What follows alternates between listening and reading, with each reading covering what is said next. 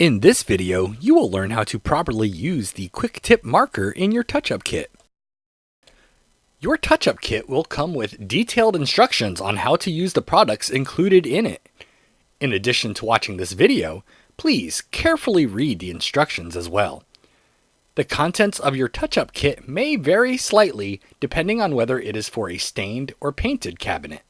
If your kit is for a painted cabinet, it will include a Quick Tip marker, and it's important that you know how to properly use this marker in order to achieve good results. First, you need to shake this pen vigorously to build up pressure inside it. Then, use the reverse side of the cap to burp the pen. You may see air bubbles escape from the pen. This is normal. Burping the pen is extremely critical, or else you will end up with a big mess. Now you can use the marker much as you would a normal pen. Clean up any excess with a cloth.